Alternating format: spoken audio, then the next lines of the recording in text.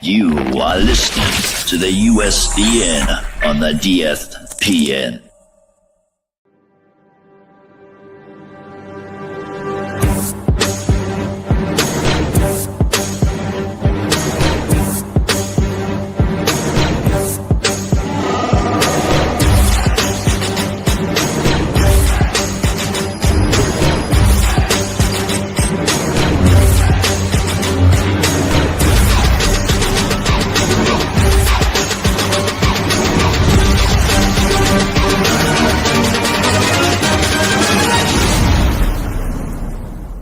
It's a trap!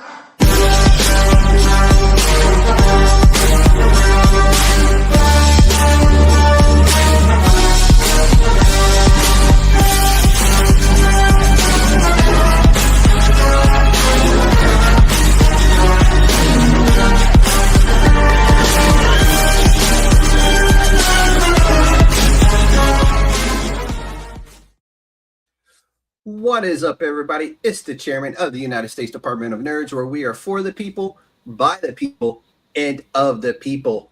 And from the shadows of Murder City to the masked mythology of Lucha Mystery, tonight on the USDN Podcast, the creator who writes it, draws it, and lives it. From Winnipeg, Manitoba, working the indie comic circuit since 2002, writer, artist, freelancer for Antarctic Press, Dynamite Entertainment, Markosia, Big Bang Comics, and a ton more. Now published by Studio Comix Press. This is Evan Quiring. Kwy-Ring? Yeah, you got it. Fuck yeah. You got it. Yeah. Council of Nerds is now in session. Evan, welcome to the USDN Podcast, my dude. Oh, hi. Thanks for having me. You told me the Qui-Gon Jinn thing, and I knew immediately. Yeah, it's the best way to remember my last name. You just think of Qui-Gon, and yeah. I'll drink to that. I should put rum in this. Exactly, man. I think we're both on the coffee fit tonight, man. Yeah.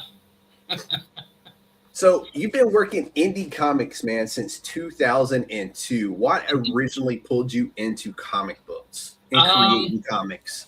Oh, what started? I just always, I guess, since I was able to learn how to read, I was just really into comics. Like watching Spider-Man and His Amazing Friends on Saturday morning cartoons really got me into it. And then I just liked it so much that I was reading more and more. And then I was like, I'd really like to do this. And I saw a documentary, I think it was like in 1990. It was called, what was it called now? Oh, great. Now I'm drawing a complete blank. But I saw a documentary. It was called Comic Book Confidential. There we go. And I've been up for hours. And saw Comic Book Confidential, and I saw that commercial, the 501 commercial with Rob Liefeld, like doing comics. Okay, yeah. Yeah, and I was like, wow, you can actually like have a job at this. So yeah, that's what It's amazing, right? I'm sorry? Said that's amazing, right? That you can make yeah. So yeah, that really inspired me. Like when I was I was around 12 or 13. Plus the Batman '89 came out around that time, so I was like really into that. That really influenced me. And then in 2001, I went to San Diego, and I was just looking for work, and got some work with a guy named A. David Lewis, who was writing a book called Mortal Coils, and he was like, yeah, I got some work. And then also this was 2001. So, and he was living in Washington, DC. So around September of 2001, there's a really horrible event that happened. So I remember it very clearly. Yeah, really not great. And, for anyone, seriously. So A-Dave emailed me and said, hey, I got to, do you want to draw my experience of what happened on that day? So I did that as well for alternative comics. Okay. So yeah, that's how I kind of got my start was, I guess, drawing the Twin Towers burning. Yeah, man, that's like yesterday for me. And Yeah. It's crazy now that it's taught in history books, but being there and living that life is still like yesterday for me. Yeah, I really hope like we as a society, as North America, or anyone in any part of the world, like I really hope we don't have to do this again. You know? Oh, 100%, Yeah. 100%. But growing up in Winnipeg, Manitoba, hmm what kind of art or pop culture shaped you early on outside of Chris Jericho's influence? Right. Actually, it was a good influence because it's like, hey, he's from Winnipeg and he's really making it. So that was. And it that was- reminds you every single time, you idiot. Yeah, from Winnipeg, you idiot. Well, that and I guess. Dude, that's finding really out that- good, actually. Yeah, thanks. So finding out that Roddy Piper's from Winnipeg really was an influence because he got his start in Winnipeg. Who else? Well, there was, I guess, there was a convention in '91 that I attended or I volunteered at, and there's got to meet some real like comic book artists like Steve Rude, Stan Sakai were there. That's a good one, man. yeah, He's still going strong. Yeah. Like Ken Stacy was there. Laverne Kanzierski started the Coloring House Digital Chameleon in the mid '90s till about the early 2000s. So those. Oh, George Freeman, who drew Captain Canuck, but he's also like a Marvel Comics artist. So he was there. A friend of mine, Darren Marinick, who's like an underground cartoonist, and I'm pretty sure everyone has seen his artwork everywhere. So there's a good mix of artists at the time when I was younger, and so I just go and call them up and ask them questions or what have you. If I've seen them at conventions. That's good to have that to lean on, though, and having people that you can reach out to and be like, hey, what would you do in this kind of situation? Or, hey, I have this. What do you think? Yeah. It's like, I have this. What do you think? They tear me a new one, but it was good practice. So, I mean, hey, that's how you grow, though, and that's how you learn. Hey, I learned how to take a critique, if anything, and I didn't argue. I just went back to the drawing table. I actually had there was another artist, a Marvel artist, living here in Winnipeg in around 2001, 2002. His name was Igor Korde. He drew X-Men. He's originally from Croatia, but he was living here for a time. So he'd I'd go and show him my comics. He'd say this is horrible, and he'd say this is what you did right. It's like this is what you did right. This is what you did wrong. This is what you do next. Okay. And then we'd like go for a beer. So it was pretty fun. That's how it works, man. Yeah. So being a writer wasn't enough for you. You also had to draw as well. Yeah. Like, why both? And why not one or the other? Yeah, good question. Okay, how do I put this? Okay, so even when I was a kid, I always did little cartoons because I really liked Mad Magazine. So I'd watch or read Sergio Aragonés cartoons, so I could sort of imitated that. And I just thought Mad was really an influence on me. There's also Winnipeg had a lot of independent animators. So there was this one indie film called The Big Snit. It's this couple are playing Scrabble, but there's also a nuclear war going on outside, but they're totally oblivious because they're kind of idiotic. So I think it's competitive, man. Yeah, so I tried drawing those style cartoons. There was another cartoon called Cat Came Back, which had I was more of a cartoony kind of guy. And then I thought, well, I'll be a cartoonist, but then I started doing comics, and I was like, well, maybe I'll write novels or just be a writer. Yeah. But then I'm like, well, I can kind of draw.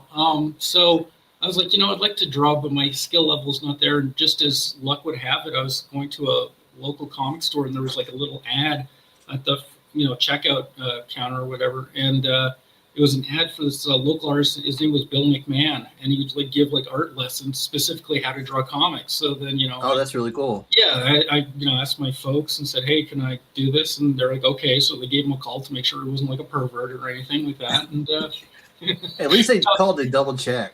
Yeah, exactly. And so I got some instruction that way. For the most part, self-taught, but yeah, Bill really helped taught me how to think differently than what I was originally doing. So yeah, but it's just that. So I like to write and draw, and I thought it was doing both, and eventually just wanted to do. It's I just got to do everything. So. You're doing it well, man. I enjoy. You sent me over, I think about almost everything you had, I guess. And dude, they're fun reads. Oh, thanks. The art's amazing. Like they're both really fun books. The ones you sent over to me, and I was just like, dude, these are books that I love to read because they're fun. They're full of energy. The art just top notch. You know, and it's not. You can tell you take it serious without taking yourself serious with it. Yeah, if that makes sense at all. No, that you hit the nail on the head right there. I can't. I'll take life seriously. I can never take myself seriously because it's it right there, man. Your books are awesome.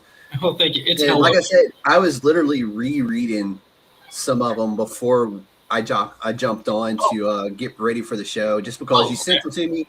I read them, and then usually like the day prior or the day of, I usually go back and read some more, just because I just like to read them and then like refamiliarize myself with them again before we go live. That way everything's still kind of fresh and emphasized in my head. Right. But so what was that early scene like for you in the early 2000s when you first got started?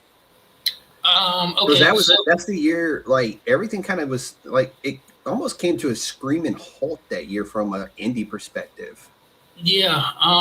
So I guess here's the thing. So back in like the late 90s, I didn't have a computer or anything like that, and I was really not, internet savvy or anything like that. So I was still like going to the library and getting books on like how to draw and stuff. I'd go to the local art gallery because they were giving free open studio, so you pay like $7 and draw a model for a couple hours, and different. So I was trying to, so like really trying to teach myself how to draw. And, learning perspective on how to draw cars and buildings and all that stuff.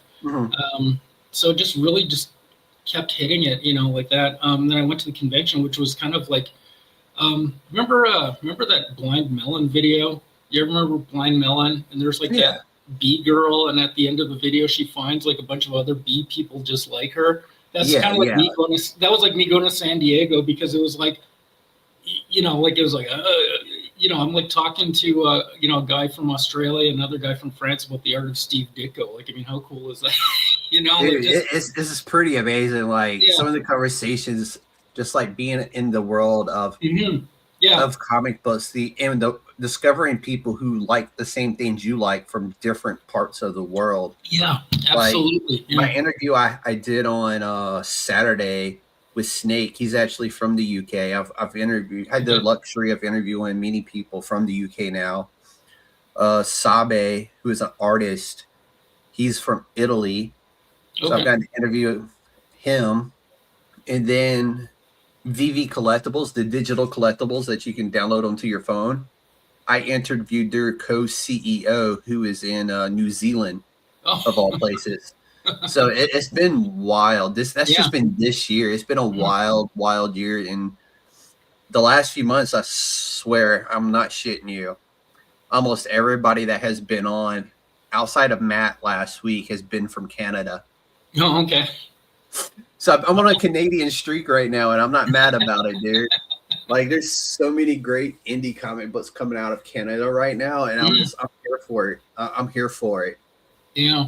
Yeah, totally. So let's jump into your first one. Let's talk about Murder City Devil. Okay.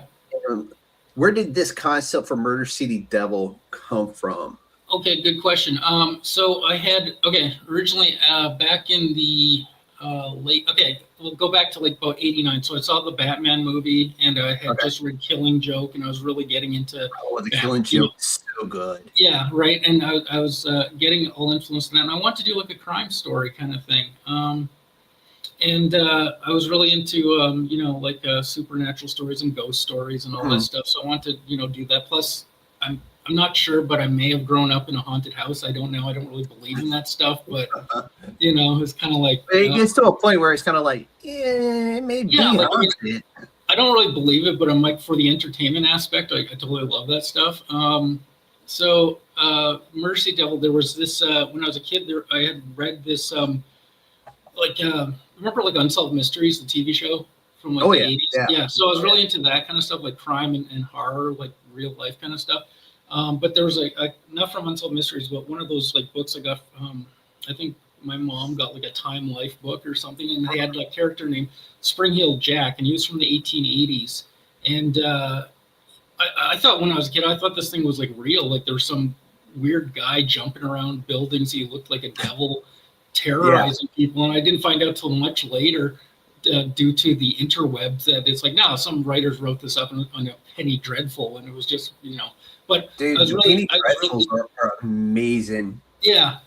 Yeah. And some great fiction comes out of those things. Yeah. Right. So I was really, so I was kind of like, I did a mini comic in the mid 90s called Midnight Comics, and I had a character in there named Nightstick, but he kind of looked like Moon Knight. So I kind of kept some of the same plot points. Yeah. But then I was like, well, instead of having Spring-Heeled Jack as one of the villains in there, why don't you have him as like the protagonist, and have him like some guy in his mid 40s who's like, can't get a job, keep a job or whatever, or just can't get his crap together, and he becomes like Spring-Heeled Jack. Although I don't really call him Spring-Heeled Jack in the book, I call him like he's nicknamed the Murder City Devil. It's just like a urban myth kind of thing. So I was just wanted to, and I had written parts of the story like in the 90s, and then again I'd come back to it and then rewrite it, and then I was like. And since I liked Unsolved Mysteries so much, like I also included, I threw in the Mothman, but I call him like the Midnight Angel. What else did I do? I don't know if you ever heard the Mad Gasser of Mattoon. This is like this apparently some murderer in the 40s in like Illinois, but wore like a costume. So I had that, but I made it a woman and called her Scarlet Fog. What else? I put DB Cooper in there, but it's called Dave. Nice. What else I got in there? So basically, anyone from like real life, kind of like true crime or horror that has like worn a costume or has like visually looks interesting. Is in the book, or they cross paths. But like, I just want to say, like, I'm not glamorizing true crime. Okay, I'm trying not to, but I'm just like. And you really don't. I mean, the Murder City Devil, I mean, obviously he's portrayed as I don't want to say he's a good guy, but he's not the bad guy either. Yeah, but like anti-hero. He definitely chooses not to redeem his people. Yeah. Unless he's redeeming them, to their makers. Yeah. Yeah. So that's the thing, or does he? Because that's the thing, is kind of have it that I want to have explore the idea of, it's like, okay, it's like you got these powers. What would you do? So for me, it's like I'm tired of like checking the news and it's like, oh, this person is released from this. This SO, this sex offender is released, and it's like, well, why don't we just like not condoning kill? I'm just saying, why don't we just do? This is all fictional, folks. I just want to reiterate that. So, or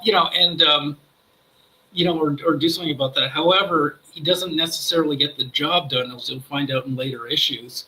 And he makes a lot of mistakes. He's trying his best, but he's really just like. Well, he's a kid when he first becomes the devil, right? Like he's a younger adult. Yeah. Okay. So like in the 90s, like when he's in the funeral home there, which is actually based on real experience that I had. So, but.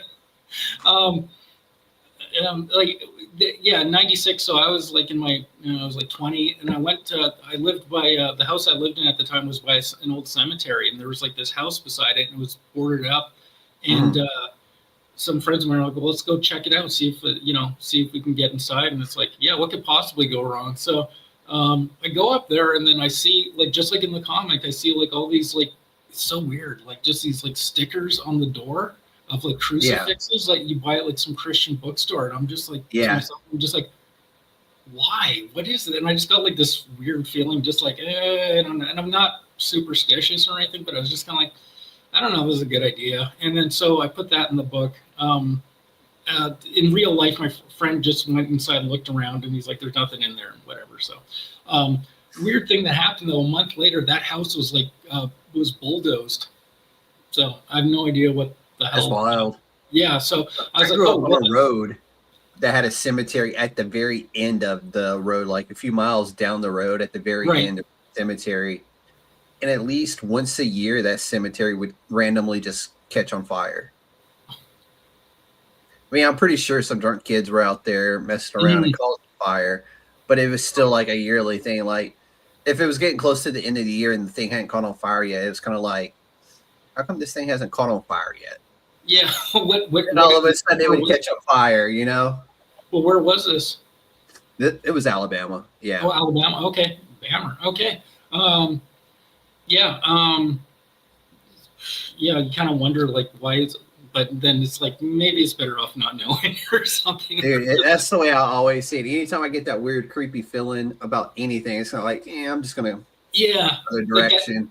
Yeah. I'm not messing with this. Yeah. Like your internal instinct, and you're like, you best to listen to it. Oh, yeah. Oh, yeah. So, yeah, I had that. I put that in the book. Wait, where was I going with this?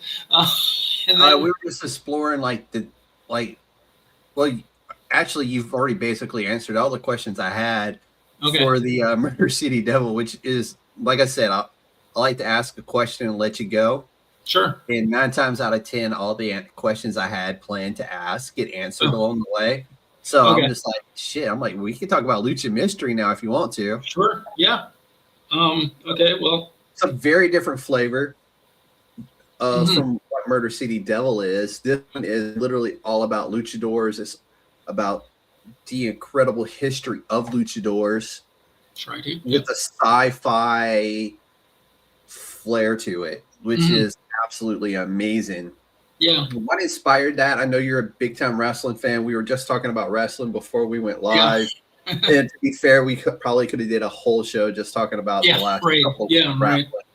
But we're not going to do that. We're going to talk about Lucha Mystery, which is a fun sci-fi luchador adventure that is just like literally out of this world, dude. Tell us how you came with this. Okay, well, I had always, again, late 90s, some friends and I would go to this video store called Movie Village, and they had like all these like just a great selection of like B movies and stuff. So we'd like just go and rent what I was like, oh, well, let's rent Brother from Another Planet or whatever. And like, yeah, why not?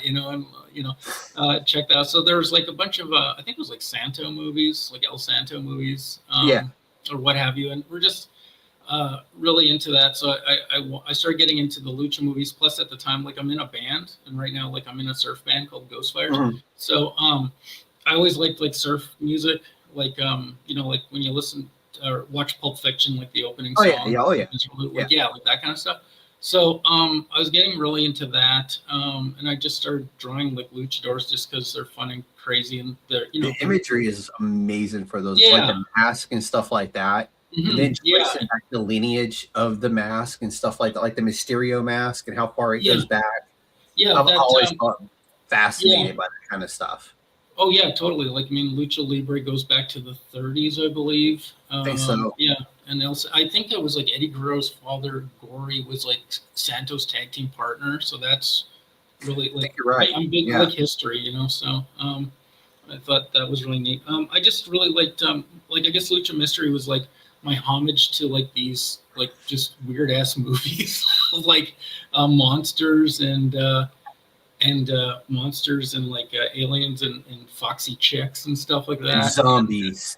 Yeah, right. So I did that, and as a friend of mine, Darren Marinick, he was like a local, or is a local cartoonist too, and we were kind of collaborating on some stuff, and we like wanted to do a lucha book, but then like Darren was going to ink it, but just had other projects and wasn't able to. Yeah. But we were kind of like shooting some ideas and stuff, but I basically just ran with it and plotted out like a whole series, but finally got I did a book, but it was called Los Luchadores Misteriosos because that rolls right off the tongue.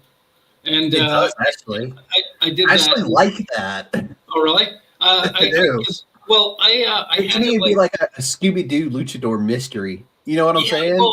Well, that was the thing. But when I released that book, like it was the first version of like it's basically my first comic that I've written and drawn. So I had released that. I think with what was that? Oh God, Steve Coffin helped me out. What was it called again? That was called Ronin Comics. Yeah. Okay. Back then, Steve and I were in Ronin Comics like eons ago, and so I had done that, and it was just it was like 30 pages, and it really needed to be edited, and it was like my first thing. And then so eventually I like went back to it, rewrote it. The first issue I split into 2 issues because there's just like way too much going on. So I split it into 2 issues and then re-released it with Scatter Comics, and I called it Ronin. Called it like Lucha Mystery, and I just thought that would be a bit easier to say and read and stuff. And also the other thing was that a lot of people thought that the Los Luchadores Misteriosos was the Fox Kids show Los Luchadores. So I was like, okay, I got a problem here. So, yeah. You definitely don't want to cross into that territory where it's starting to look like something on TV, because that will catch you a cease and desist quick. Yeah, and I just was like, okay. And plus I was like, well, I can think of something different and better. So yeah. Or I'd like to think it's better, and make it my own. So, but yeah, that was just, I just had it, the series takes place in 1960 San Diego. Yeah, and it's, there's some, actually have, okay, here's a spoiler. The main character, Ray Diablo, is actually, he's actually an indigenous gentleman from Winnipeg. Oh, nice. Have him like so eventually in the series, he'll go back to Winnipeg, and shenanigans ensue. But and this all takes place in the 60s. So, and the fact that you just used shenanigans, because the guys from Super Troopers, I think, are from Canada as well. Okay. Coffee, yes, straight out of coffee. All right, so but you now have to do a Scooby-Doo luchador mystery in a van, where there's luchadors solving mysteries and going to shows around the country. Well, I like it. Like, okay, well, yeah, I mean, I just have it. I don't know if anybody else will like it, but dude, that just the thought of a van full of luchadors traveling around, solving mysteries and putting on shows. It's all yours. I'll draw covers. So there you go. That's a great thing of luchadors, is like you can do whatever because it's like public domain. Like I had, I think there was for Fido or something. There was like, I don't know if it was just in Canada, but there was like this little Lucha Libre cartoon character, and trying to promote the telecommunications. I think it was Fido. Was it Fido? Okay. Or something. And some people were like, "Aren't you mad that that's happening?" I'm like, well, it's public domain. I didn't come up with like Lucha Libre. I'm just running with it, you know. I'm just sort of Steamboat Willie, public domain. That Winnie the Pooh, now public domain. Oh, it happens. Winnie the Pooh is actually named after Winnipeg because the soldier that owned the bear was from Winnipeg, and was I guess donated the bear to a zoo, and his name was Winnie. So because he was based, so Winnie the Pooh is ties to Winnipeg. Actually, all that's dope. Actually, that's kind of cool. All roads lead to Winnipeg. So.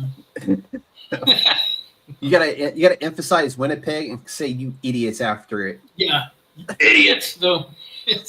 And the fact that when you say it, you sound like Chris Jericho is even better. Well, it just just a lot of plus when you start yelling at people and stuff, I guess maybe it's a Winnipeg thing. I don't know. It has to be. It has to be. Get off the bus, you idiot! So you just made the list. Yeah, exactly. You just made the list. Yeah. So, what draws you to the Lucha Libre imagery and Masked Heroes? Oh, a lot of things. Well, wrestling aspect. The women. Like, there's some influence. I was really into the comic book series Love and Rockets, Jaime Hernandez. So there'd be a lot of wrestlers, like wrestling content in there, a lot of wrestling women. So I really like that. So those Love and Rockets was a big influence too. So did you read Do a Powerbomb? I have not, but a lot of folks are saying, so good. Yeah. So good. Yeah. And when I was reading this, I got like 2 completely different vibes off the story, but as I'm reading Lucha Mystery, all I'm thinking about at the same time is Do a Powerbomb was so good as well. And it really was. So the moment you get a chance to check out Do a Powerbomb, it's amazing. Yeah, I want to get if it's collected or something, pick it up at some point. But it might be on trade paperback. I'd say hop on Image, and you might be able to get them all digitally for like 99 cents. But so how was this one artistically? Was it more of a challenge to do the Lucha Mystery or Murder City Devil? Yeah, good from question. an artistic standpoint? I think Lucha Mystery, because I had done that one first, was a bit easier. Also, the fact is a lot of it takes place in a desert at night.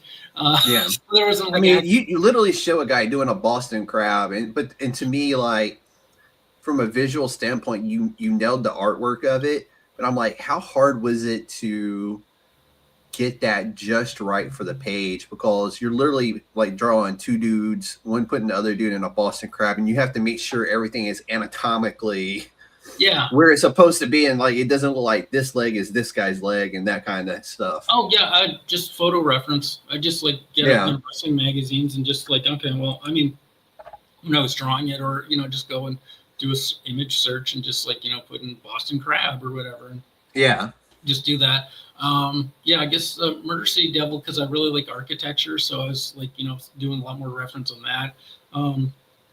I guess that's the other thing too, is like for Lucha Mystery, because it takes place in the 60s, so I gotta sort of keep the aesthetic, try to keep it like it's in the 60s at least.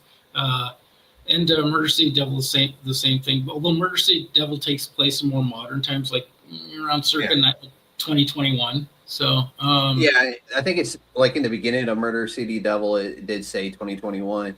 Yeah, it says in the beginning like 96. Okay, to go back to your point there, it opens up in 1996, and then he goes into the funeral home and then gets scratched or whatever and stuff. Yeah. The point, again, this is spoiler.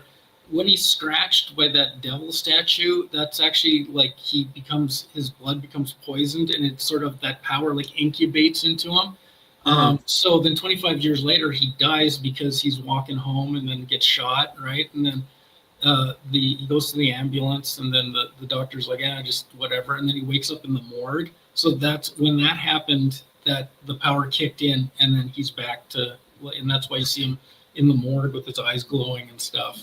And then eventually, so I'm gonna, like, when I do a trade paperback of Murder City Devil, I'm gonna actually have it all in chronological order, because every issue starts off with a little bit in the past coming back like that. So I try to timestamp everything there.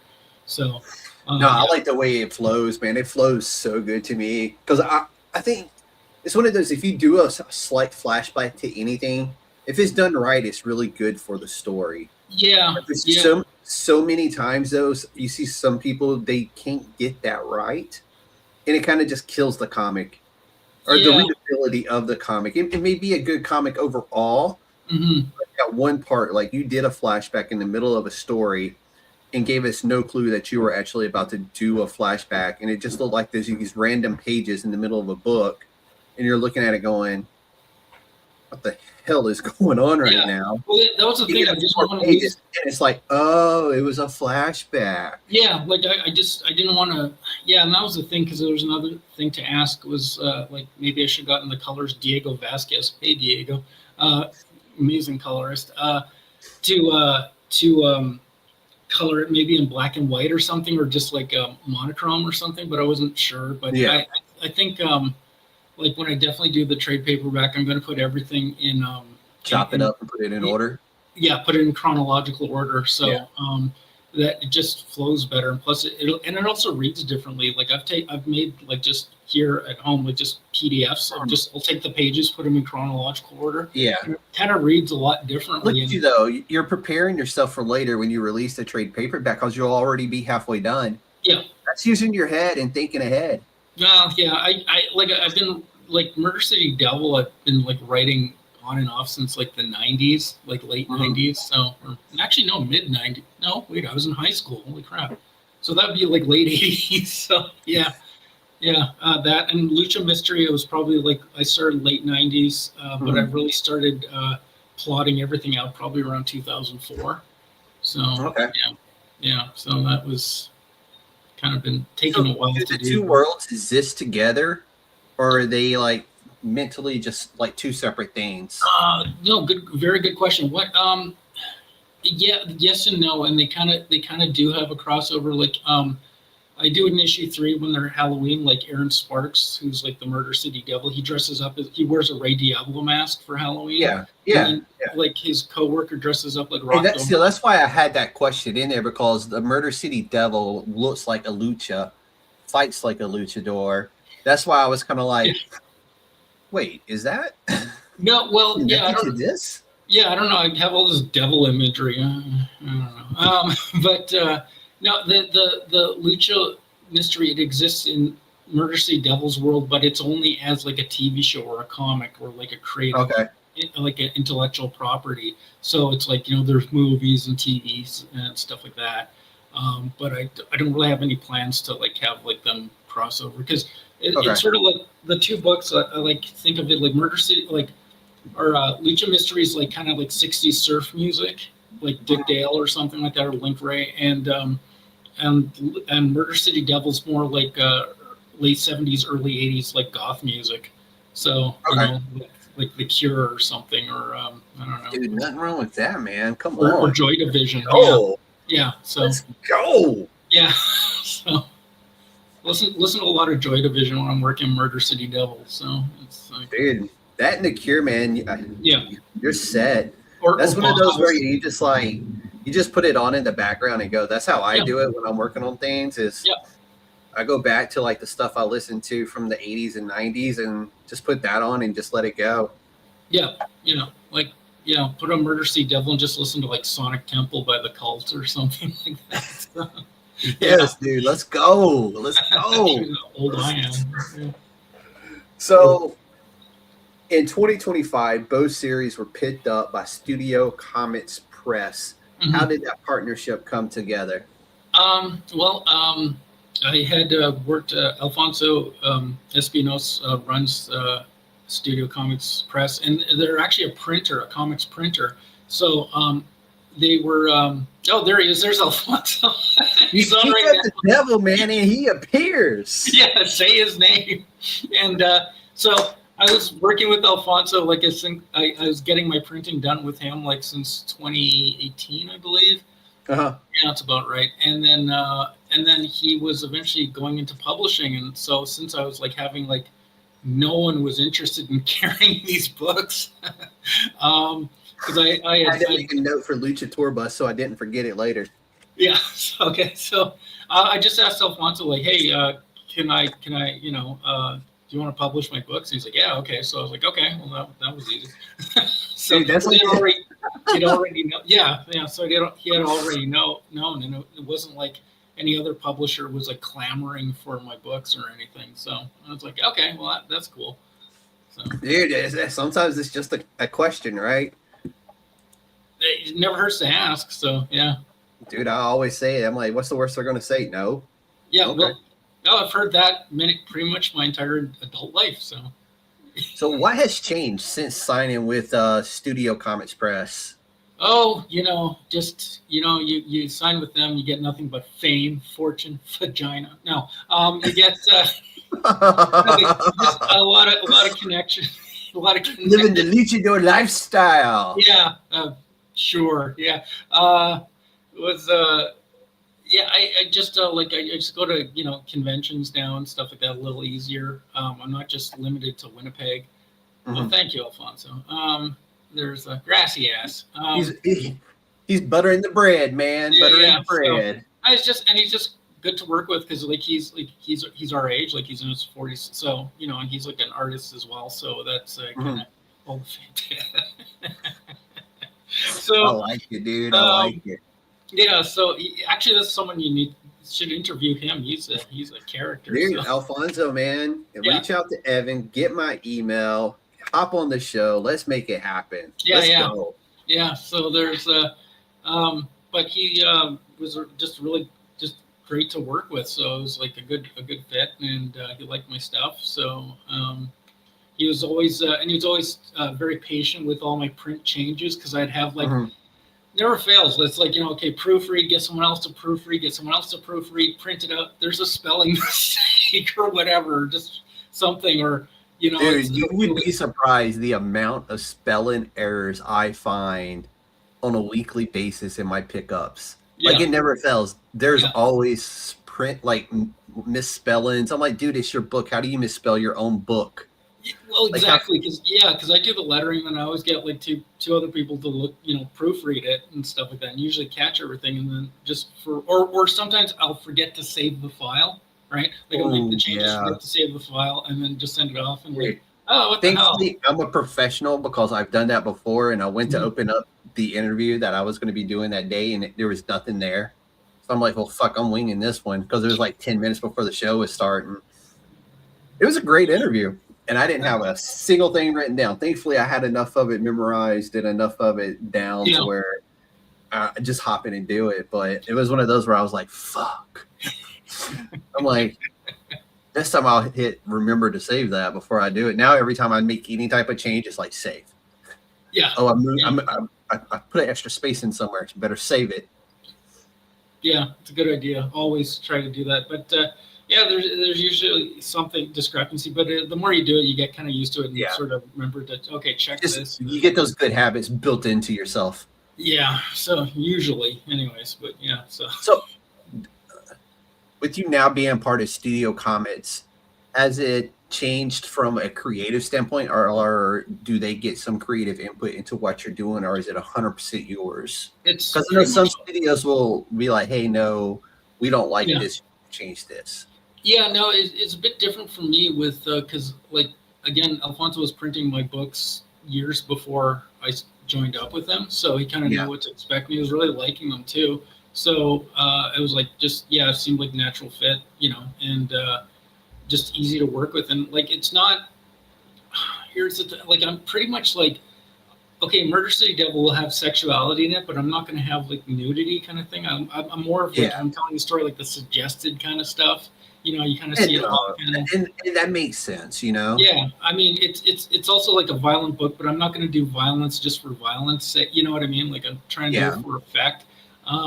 So it's really like that. I'm not going to like nothing. It's not going to be like a Faust comic or something like that. Or I'm trying to think of like really something really horrible. Like it's not going to be anything like Faust is well drawn and stuff and very gory. And I mean, like some of the older heavy metal stuff where it was just like gratuitous nudity to have nudity and gratuitous violence with the nudity. Yeah, I know exactly what you're talking about. Yeah, and I mean that's great for heavy metal and for those artists that like that. But it's just for me, I was more, like I'm just more like I said, influenced by like Tales from the Crypt, influenced by everything like Arthur Adams we were talking about earlier. That was like a big and like Todd McFarlane stuff. Like when he did Amazing Spider-Man, I was like in junior high.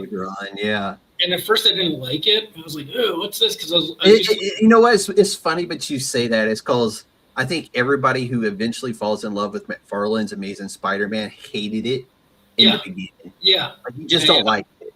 Yeah. I don't know if it was because it was something different and something just like what's he trying to do? But then the more you stew on it and the more you bake on it, and then you go back and you reread it, whether it be like a month later or a year later, and you're like, you know what, I kind of like this. And that was the thing. I started getting like at first I'm just like I think it was like Amazing Spider-Man 312. It was like Green Goblin versus the Hobgoblin, which was like, oh cool, I want to see this. And I was like, Hobgoblin's cape's all ripped.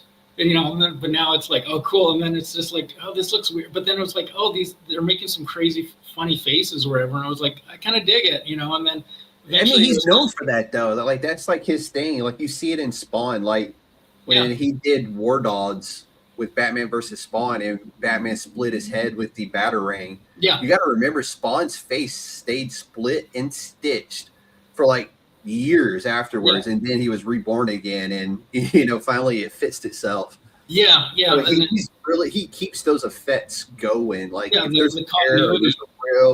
The continuity he does is amazing. I always thought that was like something that he was extremely underrated for. Like him and Eric Larson, like what I do with my books too, and especially I don't know if you ever read the book Nexus with Steve Rude and Mike Barron, like back in the 80s. I'm not familiar with that one.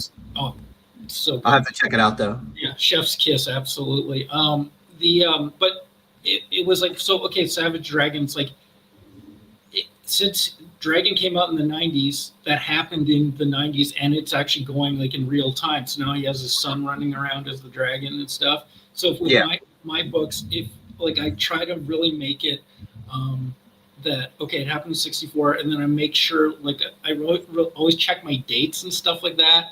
And because you have a notebook or a spreadsheet where you have everything kind of like mapped out timeline wise. Yeah, because there is going to be an end to Murder City Devil series, probably like issue probably 10 or 12. Hey, Alfonso.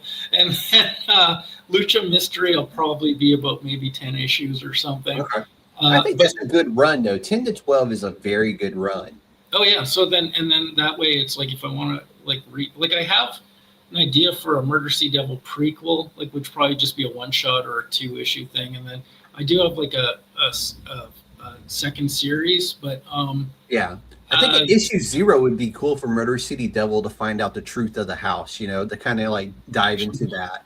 That's actually not a bad idea. Yeah, because I know he got the scratch, you know, like why does he get the scratch and how did it pick him and like what kind of shit was going on in that, you know, exactly. It's like why was the funeral home boarded up and just abandoned and left in and I'd explore more like who's that lady in the chair? You know, and like oh yeah, dude. Yeah. So it's like now. Like it's got to, because now I'm all excited for something that hasn't even, you know, transpired yet. Well, yeah, I was like, but I was like, issue 0 is actually a good idea. I was thinking like a 1 or 2 issues, just sort of explain and but I'd have you crank out a 32-page issue 0, man. Perfect. I've done it. I did. Actually, no. It was 28 pages, one shot of Halloween Man, written by Drew Edwards, and it was featuring his girlfriend Lucy. So I sometimes freelance for Drew. Alfonso agrees with me, dude. he knows his stuff. So and I'll occasionally draw some pinups for Alfonso's character, the Night Spike. Which I think I might have some artwork here. I don't know. I got. We can show some of the pages from your work as well. Let me. Okay, sure. Like I got. You're gonna show because I got original pages here, which I was going to mention. I have on sale to December 22nd. So if anyone's there you interested, go. Plug it away, man. That's what I'm talking about. Yeah, if anyone's interested, I got original pages from Lucha Mystery and Murder City Devil that I'm selling. In Canadian funds, by the way. So if you're in the U.S., you're gonna save some money there. You know. So I got that. There you go. We'll pull up some Murder City Devil right here. That way they can see the work.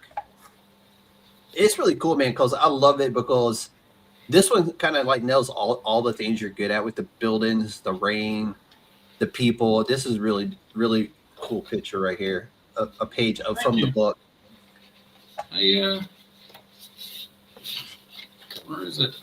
Thank you. I actually got the original right here somewhere. And then if you want to show a cover, we can do. Let's do some Lucha Mystery cover. That's what I'm talking about because I love this cover. It's so fun. Oh, which one? I'm about to show it, man. Oh, okay. Sorry. I gotta work some buttons, man. There we go. This one right here. I thought this was really cool. Oh yeah, I got that one available as well. As he says, it's all my pile of artwork here. But wait, no, that's not it. That's not it. Just give me a moment. Yeah, that was the one condition that I had going to run with Studio Comix Press was that Alfonso insisted that I do new covers. Just to make it more exclusive to Studio Comix Press, which is like, hey, that's no problem. Yeah. So, you know, if I got like a Kickstarter or something, that's just some more stuff. Or if I'm putting on a sale for my artwork, you know, because it's like a year-end sale. Originally, let's show some Murder City Devil covers. Yeah. Oh yeah, I got that. Look at the architecture, though, dude. I just want to point that out because that's such a dope shot. Oh, thank you. Yeah, like I said, I really do. I like architecture and drawing. And I actually got the original art here. So and it's all for sale until December 22nd in Canadian dollars. So yeah, just message me and I will send you a link, and then you can see all the artwork that's available. In various I'll have it all linked down in the description of the video when it's released. It's actually linked now. You can get the links on the on Facebook as well, and also on Instagram. All the links are in there. But when I re-release this later on podcasting platforms and onto YouTube again, all the links for all this stuff will be in there as well. So I'm trying to find more stuff. So while you're finding more stuff, what does this milestone mean, having signed with Studio Comix Press after more than 20 years of just grinding away and getting stuff published on your own? Well, Studio Comix Press, I guess, sort of taking it to the next level. Like I did have originally back in 2010, there was a small indie press called Ronin. Ronin Studios that Steve Coffin and I were. Alfonso already called it. Okay, all right, and then I was with Scattered Comics based out of Sacramento. That was Jason Doobies running his little publication there. It was also the fact that I left Scattered not because I'm still, Jason helps me out greatly with a lot of stuff. But it came down to the pandemic happened, so I couldn't really go to California because I was like going to conventions in California and stuff and hanging out with them. So that was kind of a downer. Plus, I also started my own like business imprint, and for tax purposes. And that's Cyclone Comics. Yeah, exactly. Cyclone Comic Studios. Yeah, so I started my own imprint, and and that was like my business name. So for when I do taxes, they're like, well, are you with Scattered or so it was just for tax purposes, really, to avoid confusion there. So Studio Comix Press just sort of took it to the next level. So now I'm able to go to conventions in Toronto. I was at Fan Expo this past August and hung out with Alfonso and Roxy and Craig and the rest of the gang and Jim. There you go. Yeah. Persistence pays off, is what the man is saying. Yeah, well, that's exactly it. Because it was just, was never into this thinking like, oh, I'm going to be, I'm going to make money. Like, but that's why we all have 9 to 5s, man. No, but I just wanted to see this stuff done because there's like for me, it's like if as soon as I get a book back from the printer, there's no better feeling like opening up the book and reading. Oh yeah, I imagine. So. They had finally I was just finding this. Here's the cover to issue 1. Dude, that's so cool seeing it without the color and without the all the effects and stuff like that added into it. So sort of funny story behind this is that I did a bunch of new Murder City Devil covers, and I had to get Lucha Mystery 1 done because I had the convention to go to right away. So I was like, oh, what do I do? So I was like, okay, background sky. It's at night. Leave room for the logo and stuff like that, and just like draw the battle royals. Alfonso in the chat just calling dibs on everything you throw on the screen. He's like dibs. It's like the Finding Nemo, the seagulls. Mine. Yeah, sure. Mine. I'll take good care of it. So that was the thing with Studio Comix, just to introduce me to more people and stuff.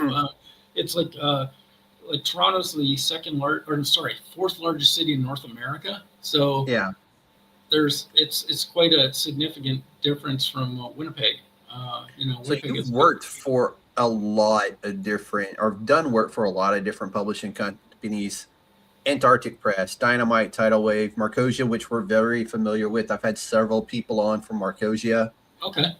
Snake, Mike, who does Zip Comic, and I like what they're doing over there. They have a great library of books. We've also done work for Big Bang Comics and many, many more that I like. It was a list. Like I could sit here and name them for another 10 minutes probably. What did that freelancing like teach you along the way? Okay, very good question. For the most part, really good.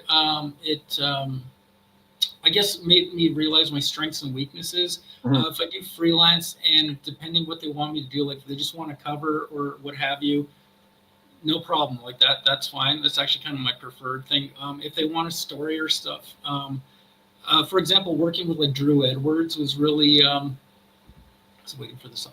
Drew Edwards was like really good, and just like he'd sort of work Marvel method, so he'd just write out the plot of what happens on the page, and then just lets me do whatever. So, and then he's never really asked for any changes or anything. He's always happy with it. So I kind of like that. Like let me direct the book. Like you tell me what's happening, and I'll shoot it for you, or I'll draw it for you.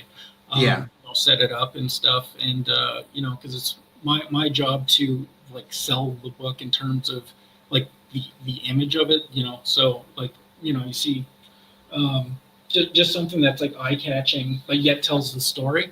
So there was that I had to learn with freelance. For the most part it was like pretty fun, like there were some times that it just was not fun, but they can't all be winners.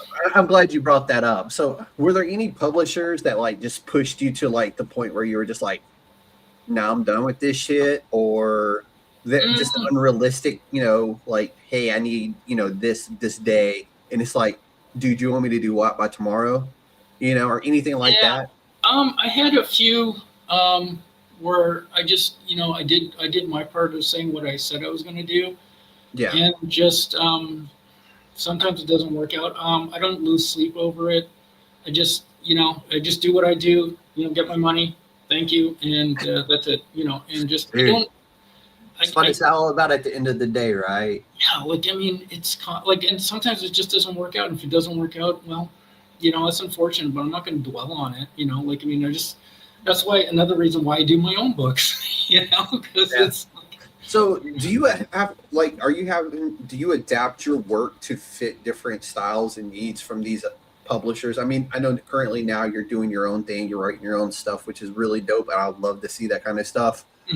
But like when you were doing work for, like, say, I don't know, Dynamite, were they like, hey, we want this done this way in this style, or kind of like this? Oh man, yeah, no, the Dynamite one was, oh geez, that was back in 2012, 2000. No, that was and they were like pure indie back then, like they were.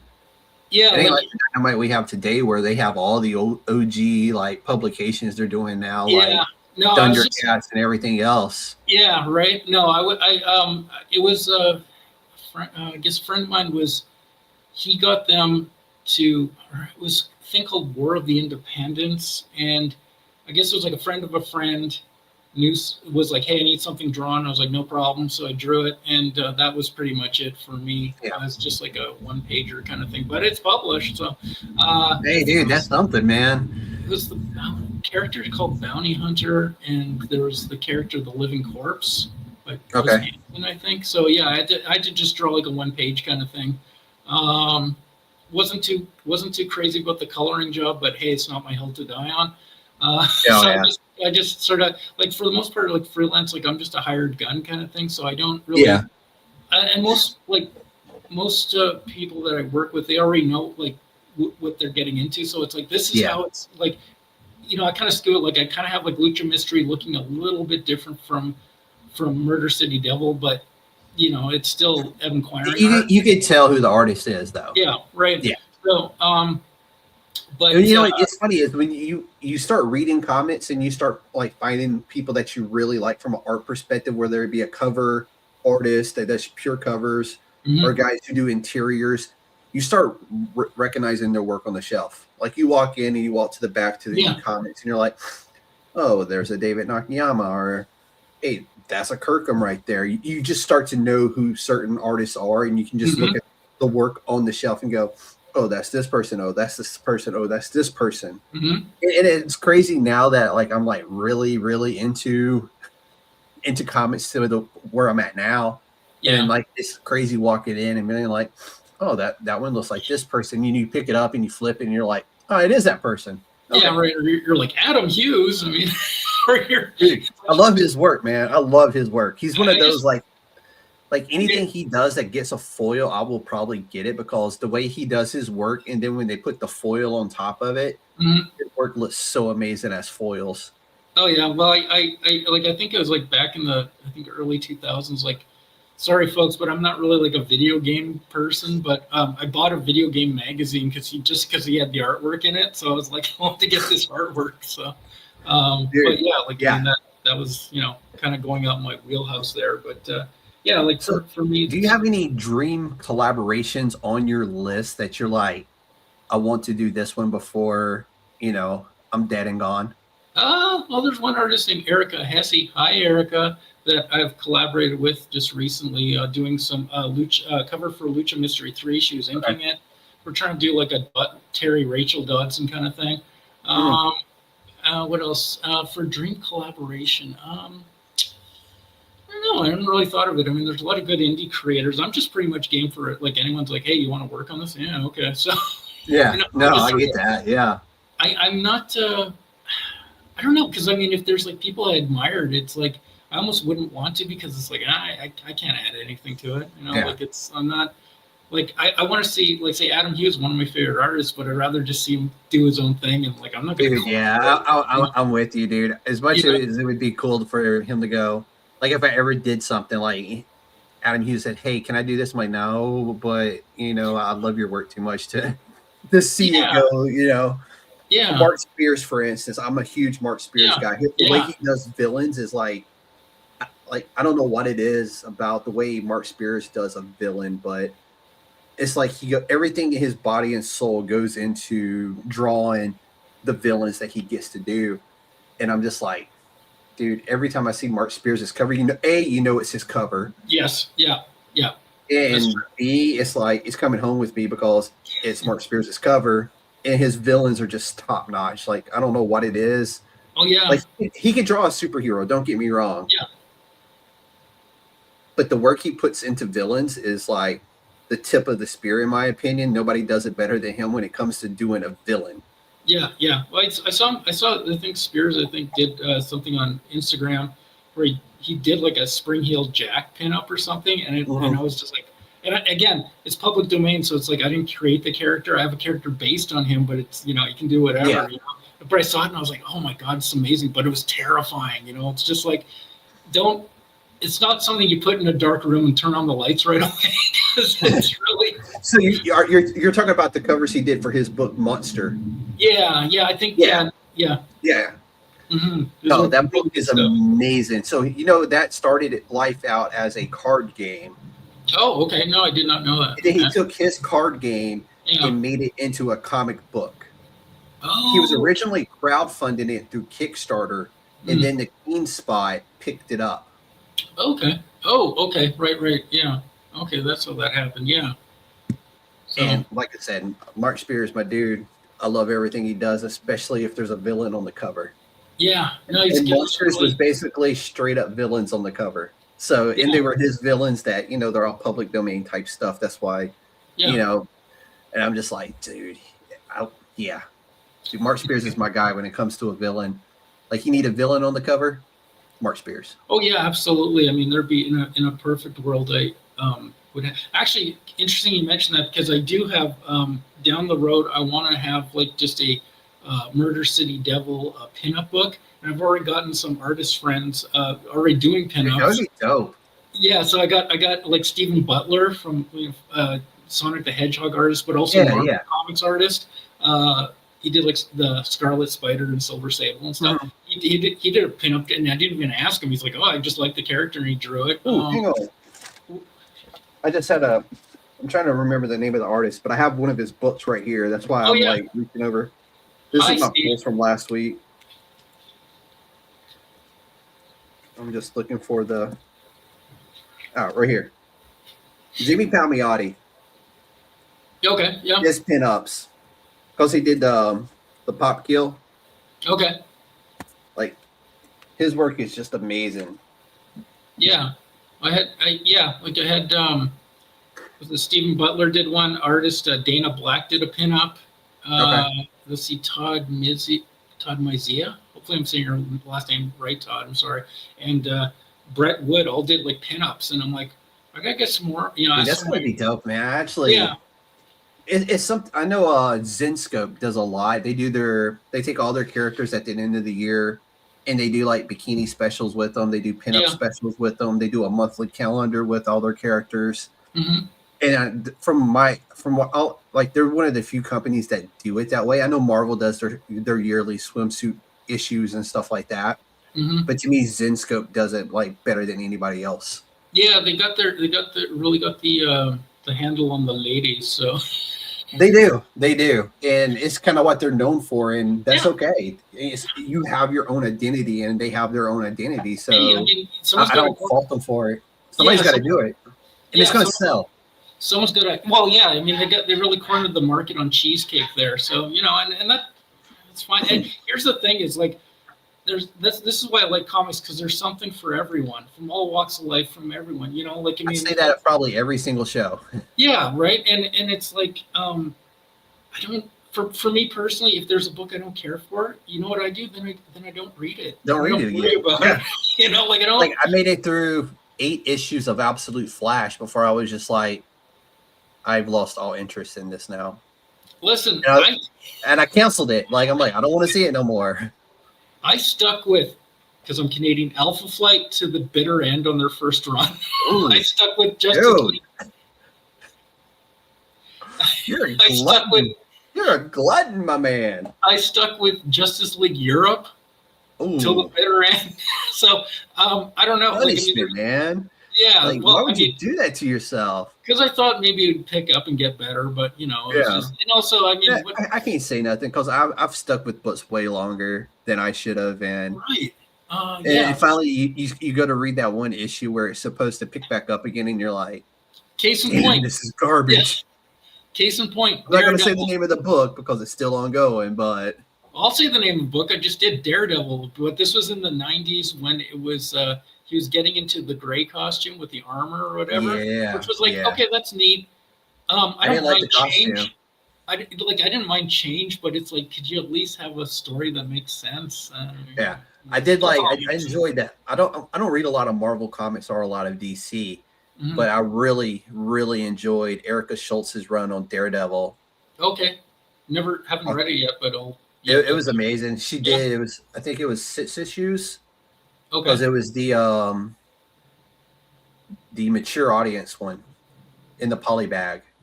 Oh. So it had the blood, the violence, the cussing. Yeah. It was an unadulterated Daredevil. Okay. And it was just an amazing, amazing run. Elektra picks up the mantle once again. So. Oh, yeah. Okay. Right. Yeah. Yeah. No, I haven't. It was really good. And to me, Erica Schultz is an underrated writer because she also does Rat City for Todd McFarlane's Spawn. Oh, yeah. And I've heard that. There's so much that I haven't kept up with the literature, and I'm trying to. So now I'm just like trying to buy as much trade. It's hard, dude. I have a like these boxes are all like they've been read, but I have another box at my feet of stuff that I'm like in the process of reading, and I always keep like 2 or 3 of the same book in the box. Okay. That way, when the new one comes in, I read the issue before and then read the next one. If it's like a monthly book. Yeah, because you're like, it's been a month. I forgot what's going on. Yeah. So you pick it back up and you read last month's, and you're like, oh, okay. And then you pick up the new one and you read it, and then it goes to a permanent box. Goes to a permanent home. Oh, that's how I've always done it. I always keep like 1 to 2 months of the same book. That way I can go back and read, because some of the books, like I said, some are monthly, some are like every other month, and some take a pause for like 6 months, and you're like, did this book just die? Yeah, and then you see it on the pull list all of a sudden, and you're like, oh, it's back. I'm like, well, who's writing it now? Oh, it's the same person, but they just took a 6-month break from this book to focus on another book. Whatever works. I don't make deadlines, so.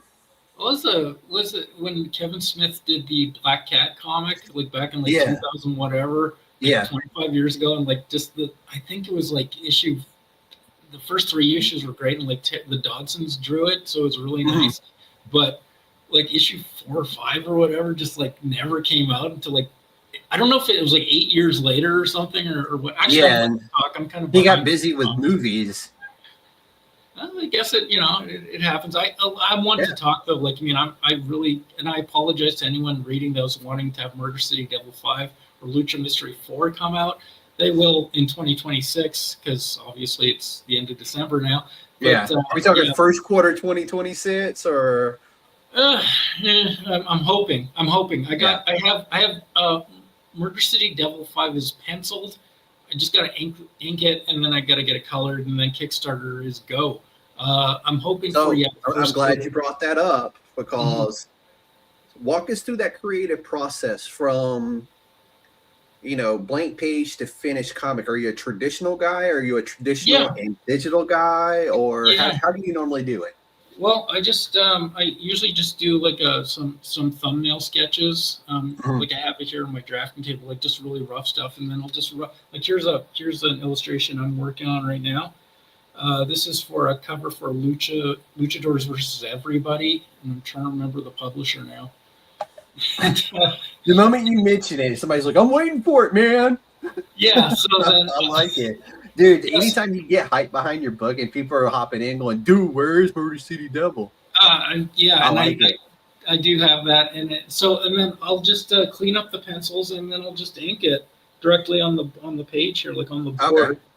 Okay. Because I know people who do the ink on the paper, or the drawing on the paper, and then they scan it and then do the colors digitally. That way they can add more depth, and they can start, if something messes up, they can go back and kind of redo it. Yeah, well, for me, it's like I'll have it, I'll just ink the page, and then I'll scan it in and send it to Diego Vasquez, and then he colors it, and then sends it back, and then I take I'll do the lettering on computer, because like my hand lettering's atrocious. So, and plus I want people to read the damn thing. Yeah, so, it's gonna be legible. Yeah, and so and I just don't have the imagination to be a good letterer in terms of like doing sound effects and stuff like that. So, have you not thought about like getting somebody else to do the lettering? Or I have. It's just it comes down to cost. You know what I mean? So like I try to do everything, but I was thinking of like doing my own coloring, but Diego just does we work so long together, and just I don't really have to like babysit him or anything like that. Like, just hand him the page and let him go. Yeah, and he's really good. He's really good at lighting things, so I really like that. We just work well together. And I try to do everything myself, just because I'm just really picky too. So according to Alfonso, Diego is a machine. Yeah, coloring. He's locked away. He's in the closet at Alfonso's studio. He's just in there, man. Cranking them out. It was funny, just a quick collaboration on the Lucha Mystery #3 cover, which I don't have the art because I sent it to Erica to ink. But it's funny, I just realized like it's all North American, because it's like I'm Canadian, Erica's in the States, and Diego's in Mexico. So it was like, dude, that's dope though. This is a NAFTA cover or something. So I know. I just had Matt Hasso on here. Okay. Yeah. And Heartstroke, the artist that did Quickwire, he's from Mexico as well. Okay, right.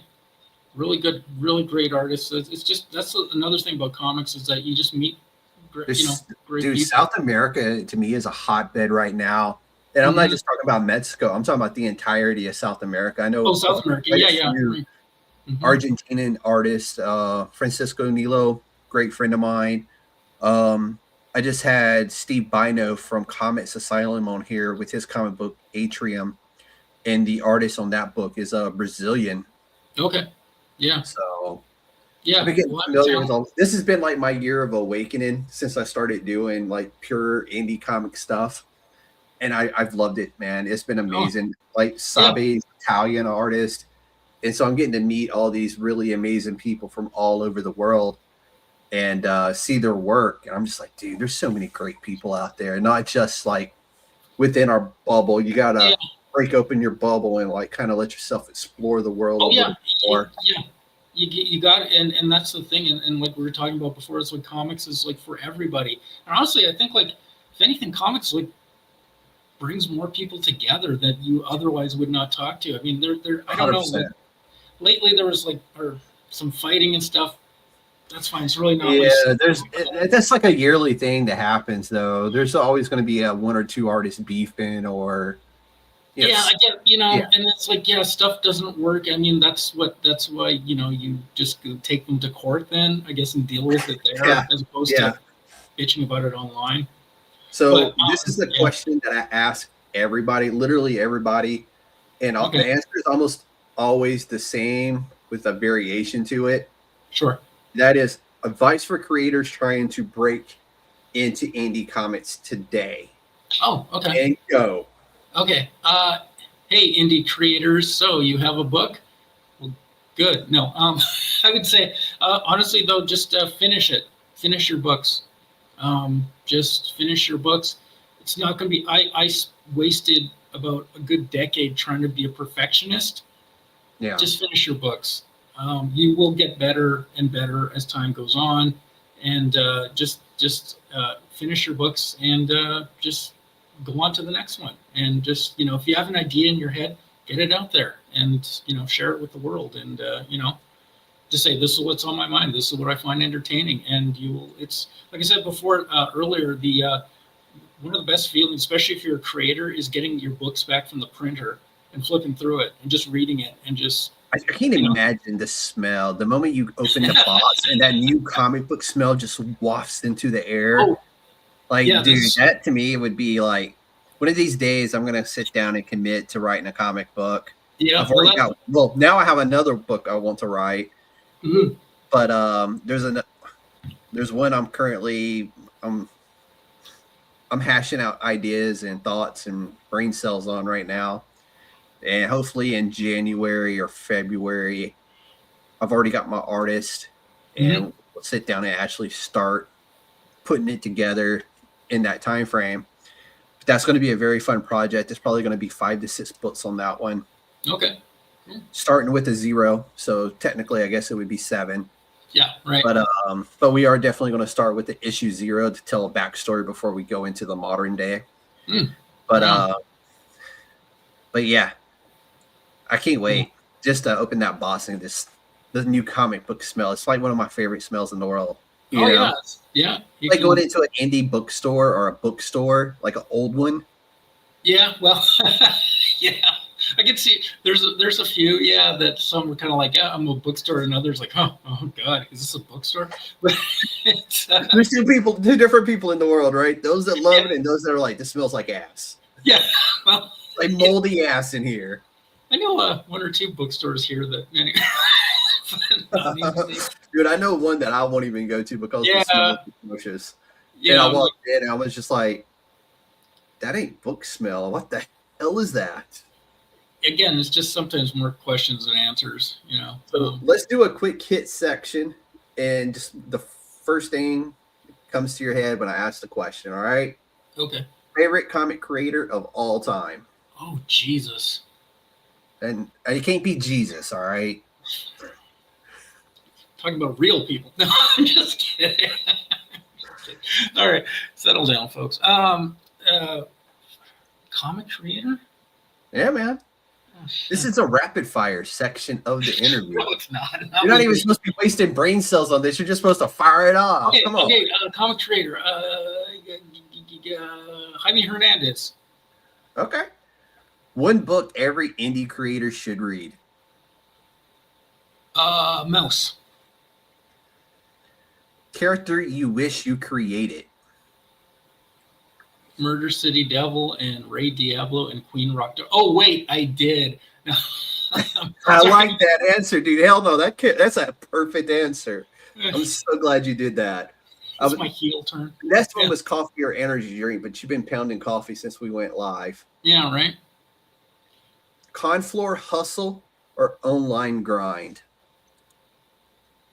Confloor hustle, online. Would you rather grind. the Comic-Con, the Comic-Con floor, or just grinding online and selling books through Kickstarter in that way?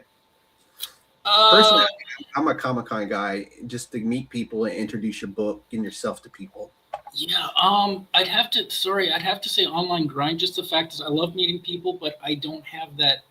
I don't have the art of the pitch because I'm also drawing usually at conventions, or doing sketches. So it's sort of like you have to be two people. It's difficult. Yeah. So I mean, I can still talk and draw, but usually I'm drawing. So I have to say online grind. Yeah. You got to bring in a pitch man with you to the con floor. Mm-hmm. Yeah. Well, it's usually just buy this. It's good. Buy my book. Yeah. Right. I said buy my book. Yeah. Buy my book. I'm handsome. You idiot. Just buy the book, you idiot. You just made the list. That'll endear them to me. Yeah. All right, dude. Plug your social media and tell everybody where they can find you. All right, folks. So if you want issues of Murder City Devil and or Lucha Mystery, you can go to studiocomixpress.ca. You can go to my website, Cyclone Comics Studios, which is Cyclone spelled P-S-Y-C-L-O-N-E for Cyclone Comics Studios. And you can have all the links there to purchase my books. Like I said, studiocomixpress.ca. You can also go to Global Comics with an X for the digital versions where you can get those. And just check out the books and give me some feedback. Tell me what you like about them, what you don't like about them. All those links he just mentioned are in the description of this video right now. It will also be on the re-release of the video when it gets re-released. So there'll be no excuse to where you can't find Evan. It'll be easy. It's just going to be a link.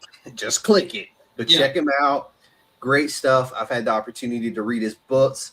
And I'm like everybody else now. I'm like, when am I getting issue 5, bro? Okay, I'm on it. So this has been Evan, creator of Murder City Devil, Lucha Mystery. Support indie comics. Support creator-owned worlds. And this is the chairman, and the Council of Nerds is adjourned.